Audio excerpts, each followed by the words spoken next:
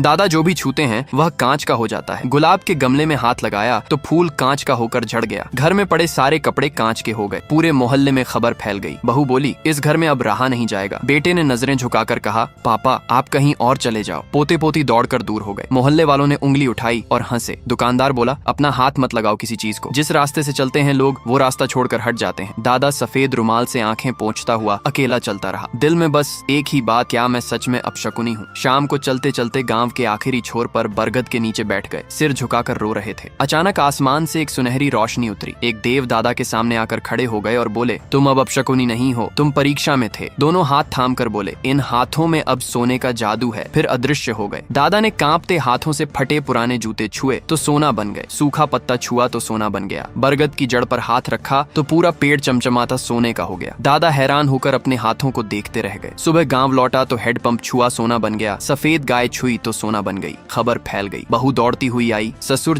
जी कहकर पैरों पर गिरकर रोने लगी। बेटे ने भी माफी मांगी। गांव के गरीब लोग एक एक करके आने लगे। कोई टिन की थाली लाया, कोई मिट्टी का घड़ा, कोई टूटी लाठी। दादा ने मुस्कुराते हुए सबकी चीजें छू दी और सब सोना बन गया। उस सोने से पूरा गांव अमीर हो गया। बेटे ने उसी सोने से चमचमाती लंबोर्गिनी और रोल्स रॉयस खरीद ली और पूरे गांव में खुशियों की बाढ़ आ गई। लेकिन उस रात दादा अकेले कमरे में बैठे रुमाल से आंखें पोंछ रहे थे, क्योंकि किसी ने एक भी लाइक नहीं दिया, किसी ने सब्सक्राइब नहीं किया।